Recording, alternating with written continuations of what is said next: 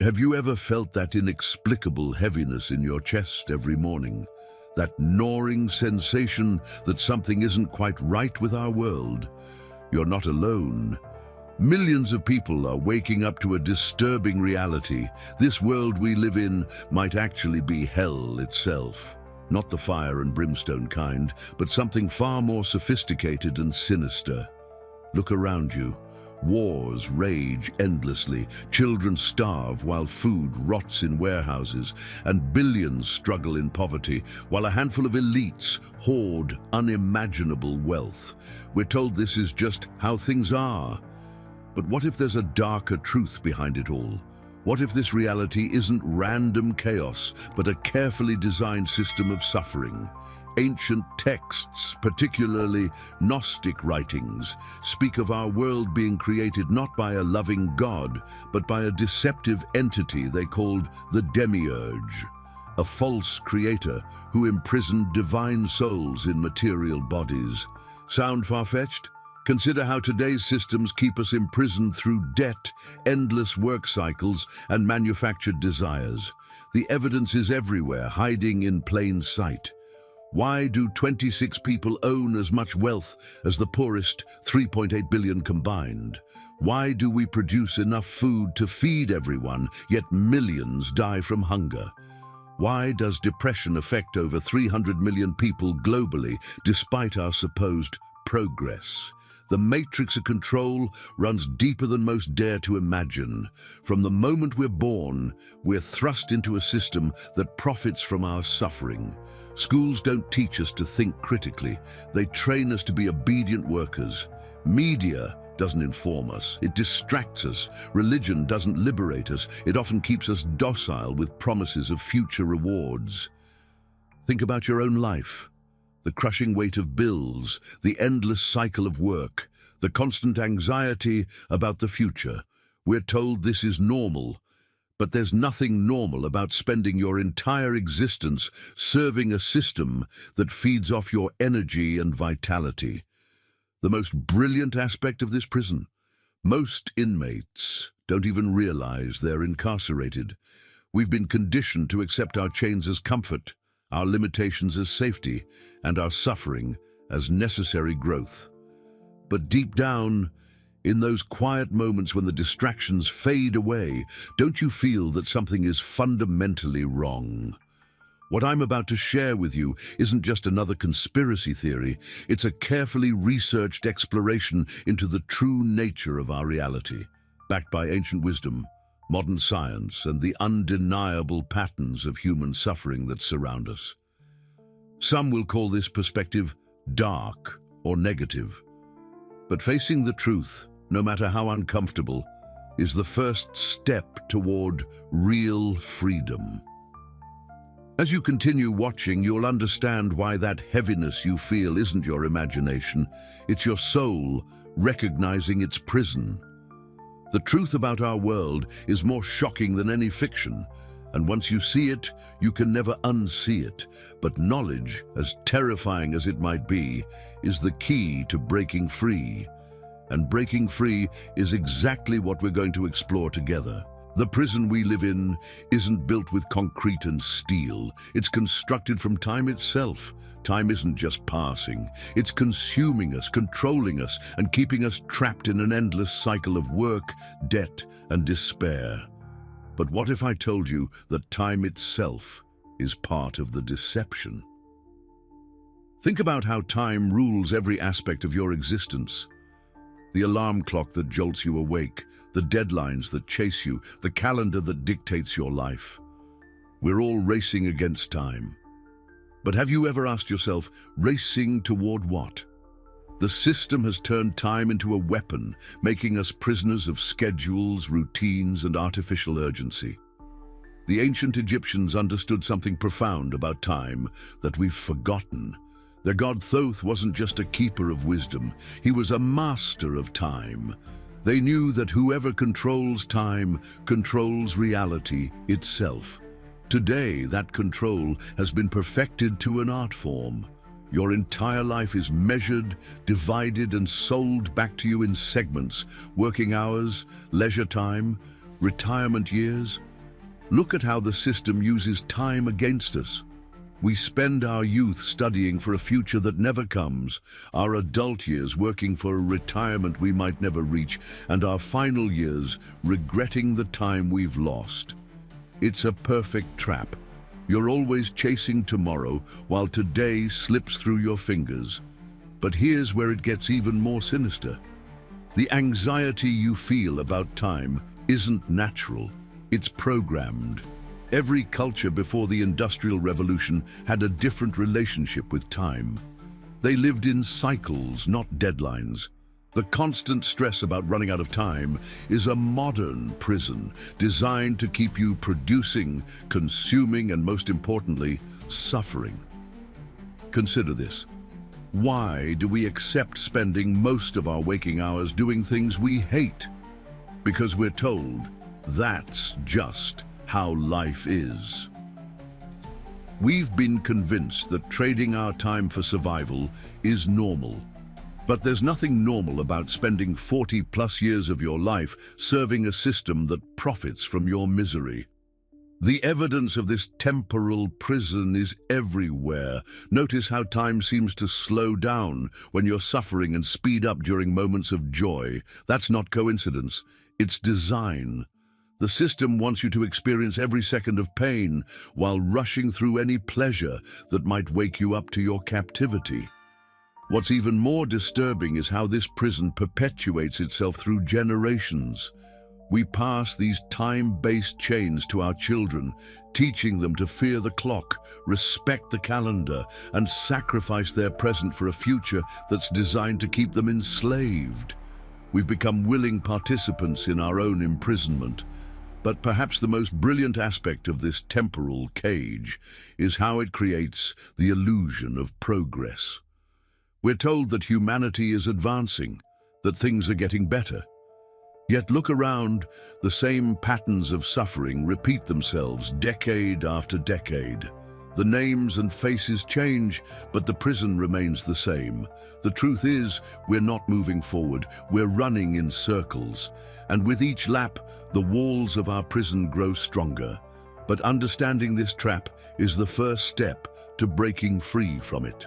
Because once you see how time is used to control you, you begin to question everything else about this reality. The most terrifying aspect of our prison isn't just its sophistication, it's how it harvests our suffering.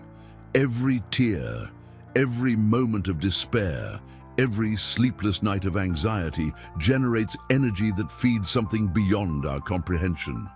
Ancient cultures called them archons, parasitic entities that feast on human misery. Today we might call them different names, but the harvest continues. Consider this disturbing reality. Why does our world seem designed to maximize suffering? A child dies of hunger every 10 seconds, while we waste enough food to feed nations. Wars rage not for freedom or justice, but for profit. Mental illness rates skyrocket, while pharmaceutical companies make billions. These aren't random tragedies, they're farming techniques. The system creates perfect conditions for suffering. Take social media, marketed as connection, but engineered for isolation. Studies show it increases depression and anxiety, yet billions remain addicted. Or look at modern relationships. Why are they becoming increasingly disposable, leaving people more wounded and lonely than ever? Because broken hearts generate more energy than happy ones. What's truly chilling is how this harvesting has been normalized. We're told that suffering builds character, or that what doesn't kill you makes you stronger. These aren't wisdom. They're marketing slogans for our prison. They keep us accepting, even embracing, our role as emotional livestock. The education system isn't designed to enlighten. It's designed to break spirits early.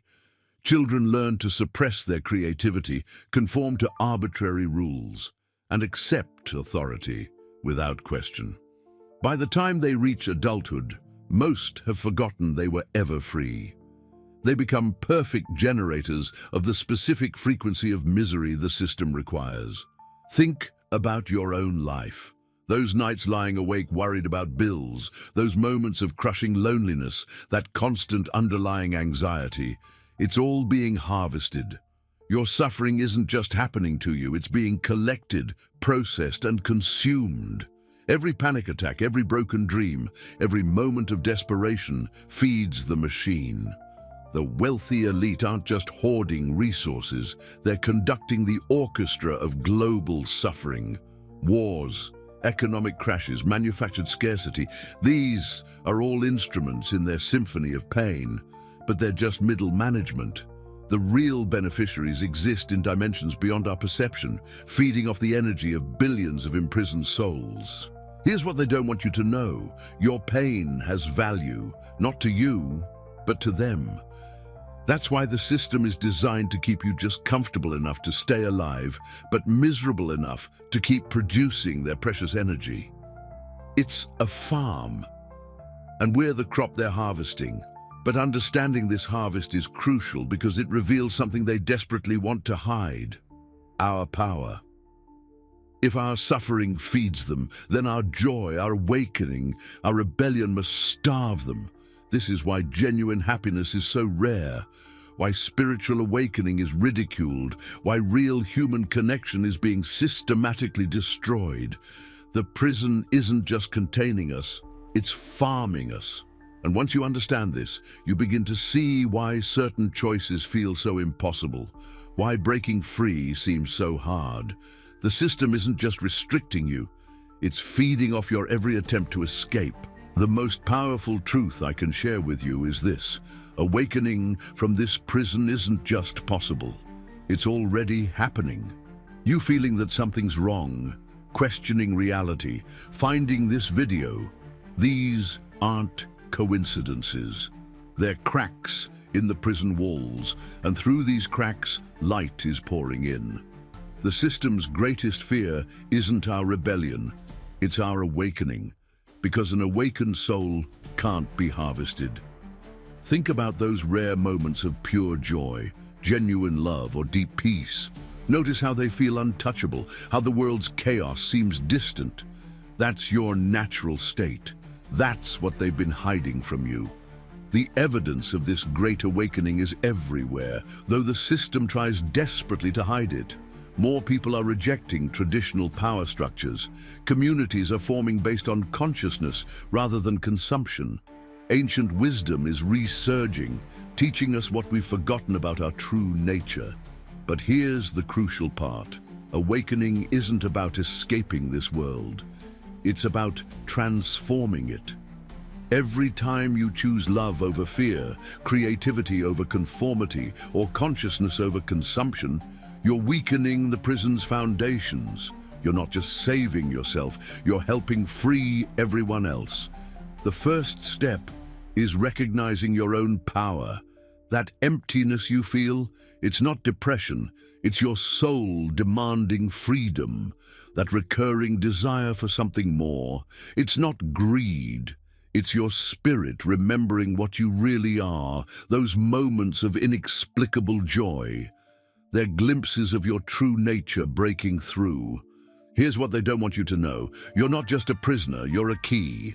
Every act of genuine kindness, every moment of true presence, every instance of real human connection disrupts their harvesting system. Your joy is their poison. Your awakening is their nightmare. Your love is their kryptonite. The system wants you isolated, convinced that you're alone in these feelings. But you're not. Millions are awakening right now, feeling exactly what you're feeling. This video reaching you isn't chance. It's part of a greater awakening that's spreading across the world like wildfire. Remember, they can only harvest your suffering if you believe you're powerless. They can only maintain the prison if you accept their reality. They can only control you if you forget what you really are. But that forgetting is ending. The great remembering has begun. I'm sharing this with you because you're ready to hear it. Your presence here, right now, reading these words, is proof. You're not broken, you're not crazy, and you're certainly not alone. You're awakening, and that's exactly what needs to happen. If this message resonates with you, share it. Help others see what you're seeing. Join the conversation below. Connect with others who are awakening. Because every person who wakes up weakens the prison walls for everyone else. Together, we're not just escaping hell. We're transforming it into something beautiful. This isn't the end. It's just the beginning. The real question isn't whether this world is hell. The question is, what are you going to do now that you know the truth?